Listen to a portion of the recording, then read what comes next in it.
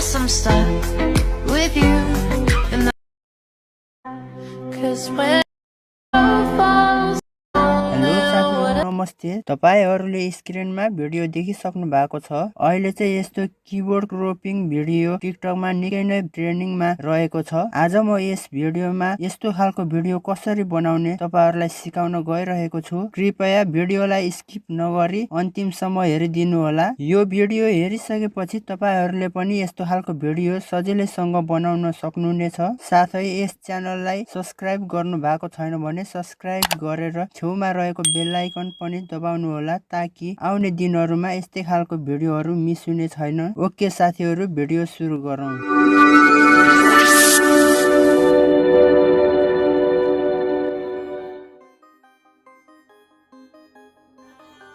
Screenshot गर्नु।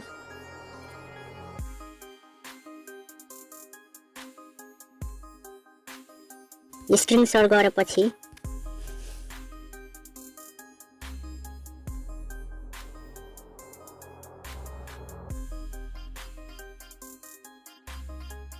यसलाई अब हामीले क्रप गर्नुपर्ने हुन्छ। अब तपाईहरुले सुरुमा के गर्नुपर्छ भने अब यहाँदेखि सुरु गरेर तपाईले आफ्नो भिडियो बनाउनु पर्ने हुन्छ। यो कीबोर्डको भिडियो बनाउनु पर्ने हुन्छ। कीबोर्डको भिडियो बनाउनको लागि हामीले यहाँबाट चाहिँ अब तपाईहरुले स्क्रिन रेकर्ड गर्नुपर्ने हुन्छ। स्क्रिन रेकर्ड गर्नको लागि तपाईहरुले स्क्रिन अलरेडी मेरोमा रेकर्ड भइरहेको छ, त्यही भएर मैले गर्न चाहिन। तपाईहरुले यहाँबाट स्क्रिन रेकर्ड गर्नुस् र आफूलाई जतिवटा जुन चाहिँ कीबोर्डमा भिडियो राख्न चाहनुहुन्छ त्यही कीबोर्ड चुज गर्नुस्। यसरी मैले जति पनि गरिरहेको छु त्यसरी नै गर्नुस्। मैले 3टामा राख्न चाहे।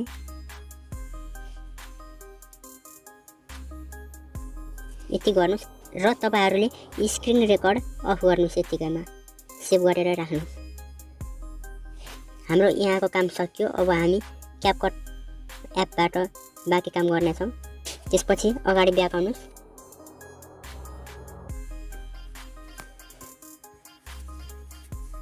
र हामी क्यापकट एप ओपन गर्न गइरहेको छौँ।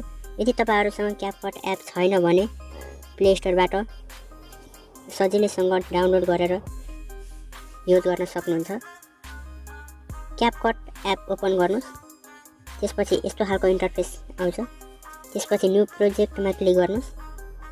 अघि हामीले जुन पनि भिडियो बनायौं स्क्रिन रेकर्ड गरौँ त्यो भिडियोलाई चुज गर्नुस्।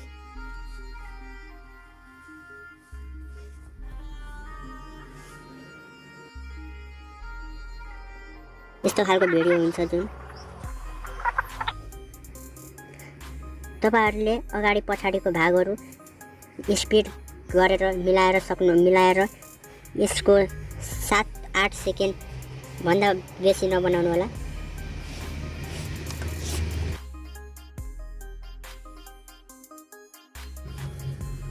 अब त्यसपछि हामीले भिडियोको सबैभन्दा लास्ट भागमा आउँ। लास्ट भागमा आएपछि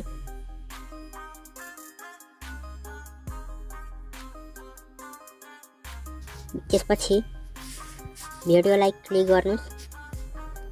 त्यसपछि फ्रिजमा सबैभन्दा यो तल सबैभन्दा लास्टमा छ, सेकेन्ड लास्टमा फ्रिजमा क्लिक गर्नुस्। फ्रिजमा गएपछि यहाँ हाम्रो अर्को भाग भिडियोको अर्को भाग पनि आइसकेको छ। हामीले अब यो बिचमा हामीले अर्को सबैभन्दा बिचमा अर्को ट्रान्सलेसन हाल्नुपर्ने हुन्छ। यहाँ क्लिक गर्नुस्। त्यसपछि फ्लोट लाइट भन्ने छ। फ्लोट लाइटमा यसलाई हामीले चुज गर्नुपर्ने हुन्छ। यसलाई 0.4 बनाउनुस्।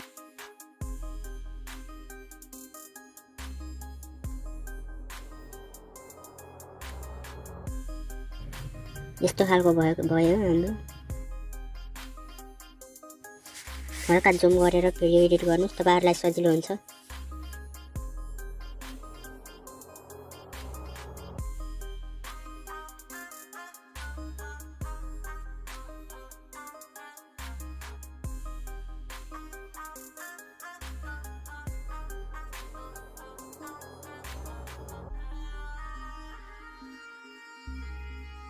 ओभरलेमा क्लिक गर्नुस्। एड ओभरलेमा क्लिक गर्नुस् र अब तपाईहरुले कुन भिडियो राख्न चाहनुहुन्छ त्यो भिडियो चुज गर्नुस्।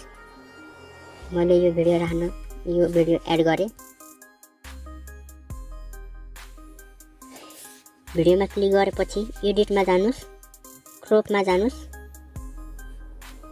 यसलाई 3/4 मा सिलेक्ट गर्नुस्। भिडियो अलिक जुम गरेर सानो बनाउनुस्।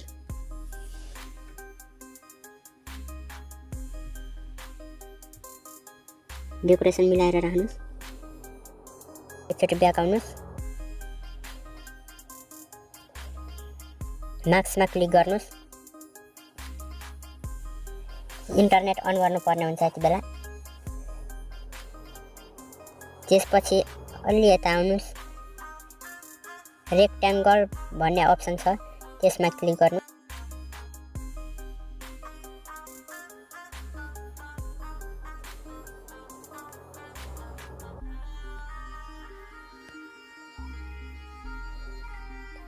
यसलाई यो टाइपले जुम गर्नुस्।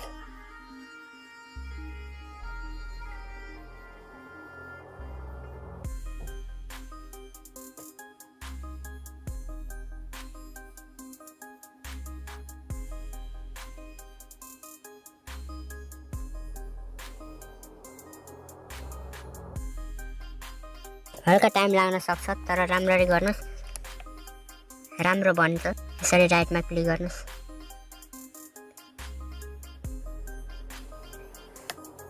फेरि ब्याक गर्नुस्। फेरि पनि एड ओभरलेमा क्लिक गर्नुस्। अर्को भिडियो चुज गर्नुस्। यो भिडियो चुज गरेँ मैले, एड गर्नुस्। फेरि एडिटमा जानुस्, क्रोपमा जानुस्, 3/4 चुज गर्नुस्। भिडियोलाई हल्का सानो बनाउनुस्। यो राइट क्लिक गर्नुस्।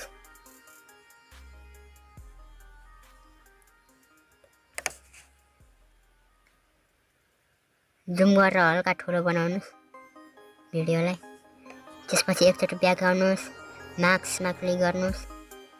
त्यसपछि रेक्ट्याङ्गलमा क्लिक गर्नुस्।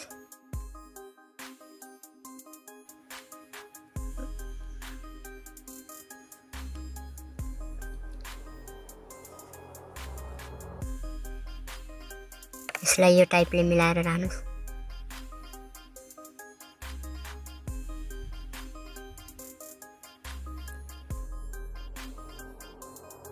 फेरि अर्को भिडियो चुज गर्नुस्। एकचोटि ब्याक आउनुस्। एड ओभरलेमा क्लिक गर्नुस्। तपाईहरुले दुईटा बनाउन नि सक्नुहुनेछ, तीनटै बनाउनु पर्छ भन्ने छैन।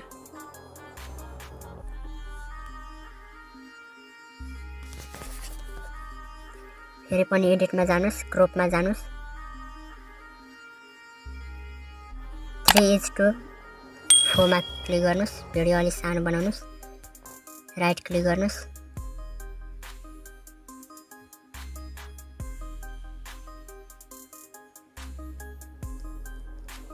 मिलाएर राख्नुस्।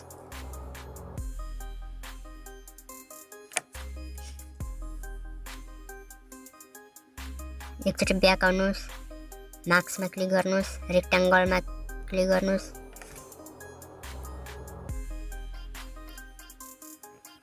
यो किबोर्ड बराबरीको मिलाएर राख्नुस्। हो यो टाइपको बनाउनुस्।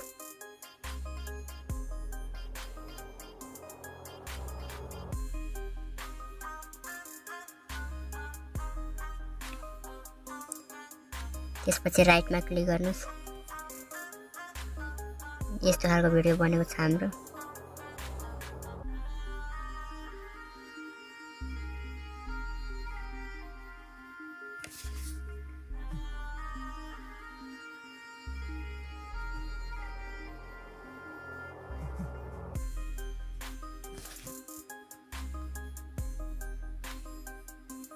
हाम्रो पछाडिको भाग अब यसलाई कट गर्नुपर्ने हुन्छ। डिलिट गरिदिनुस्। तल भिडियोमा क्लिक गरेर स्प्लिटमा क्लिक गर्नुस्। तल भिडियो नि क्लिक गर्नुस्। त्यसलाई नि स्प्लिट गर्नुस्। यसलाई नि स्प्लिट गर्नुस्। यो पछाडिको भागहरू सबै डिलिट गरिदिनुस्।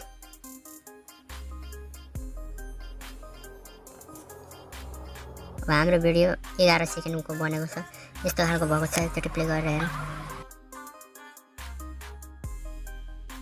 हाम्रो थोरै काम अझै नि बाँकी छ। भिडियोमा क्लिक गर्नुस्। हामीले इमुनेसन दिनुपर्ने हुन्छ यसलाई। इमुनेसनमा क्लिक गर्नुहोस्, इनमा क्लिक गर्नुहोस्, फ्याट इन दिनुपर्ने हुन्छ। तल्लो सबै भिडियोलाई फ्याट इन चुज गर्नुपर्ने हुन्छ। फ्याट इन दिनुहोस्।